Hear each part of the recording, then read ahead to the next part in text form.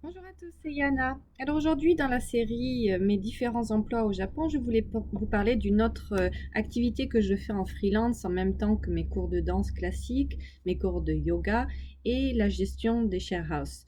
Donc c'est du coaching, donc coach de vie. Bon, ça, on en voit plein sur Internet, on ne sait pas trop exactement qu'est-ce que c'est.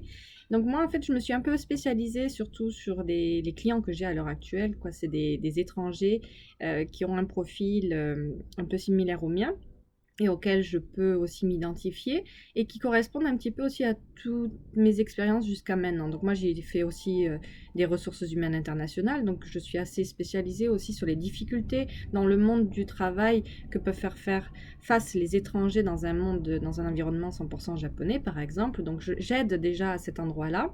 Je peux aussi, avec des clients japonais, les aider à se développer plus sur une notion internationale et donc les aider à développer leur approche, leur communication pour travailler avec des étrangers. Ça peut être aussi dans le couple, donc je travaille aussi avec des couples internationaux qui ont du mal à communiquer. Je peux aussi, c'est tout sur le côté psychologie aussi, donc c'est du quotidien, c'est des gens qui sont là sur du long terme et qui développent donc par exemple des problèmes de santé qui sont souvent liés aussi à un stress de vie au Japon. J'arrive avec mes formations en médical yoga à analyser assez très rapidement donc quel est l'endroit dans le corps qui est atteint et pourquoi il est atteint, qu'est-ce que ça connecte par rapport à un état mental, à une vision. Donc voilà, l'état psychique et l'état physique est très connecté. Donc c'est ce que je fais. Donc c'est vraiment quelque chose, je dirais, c'est le all picture. Donc c'est un ensemble, c'est-à-dire que je vais prendre la personne dans son ensemble, mais je ne vais pas aller juste l'aider à se relaxer, mais vraiment à comprendre surtout l'endroit où cette personne est, les difficultés qu'elle fait face, les côtés positifs, et de trouver une balance. Voilà, donc c'est le but du coach de vie au final, c'est ça, c'est de faire je dirais, un bilan de vie totale, générale, physique, mentale, professionnelle, amoureuse, et trouver cette balance entre tous ces éléments-là. Voilà, donc j'ai plusieurs personnes qui m'ont demandé depuis plusieurs années de l'aide.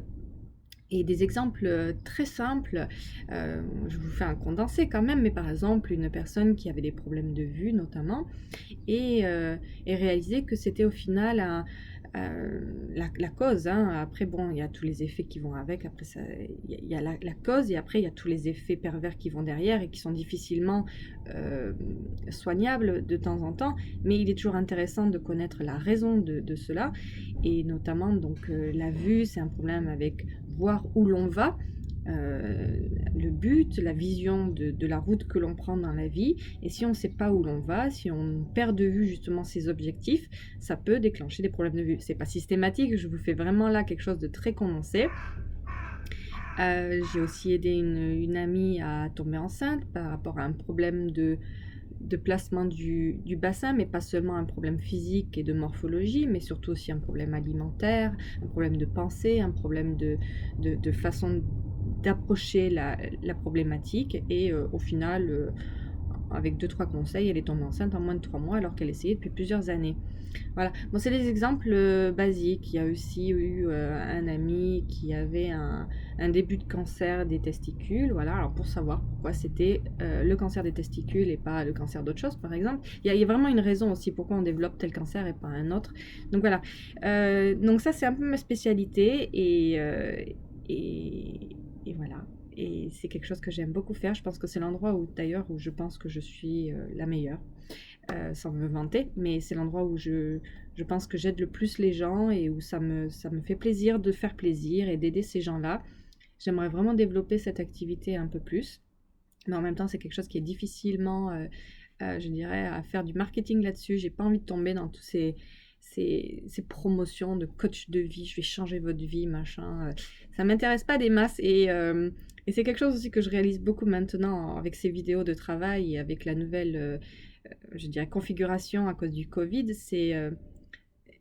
On peut avoir de très bonnes idées, on peut être très fort dans un domaine, mais être très mauvais à se vendre. Voilà, moi, j'ai pas du tout une approche business. Voilà, je suis pas du tout une businesswoman, on dira.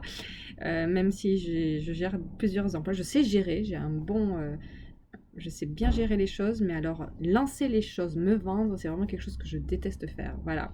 Donc si vous avez des conseils, je suis preneuse et je vous dis à très bientôt. Salut!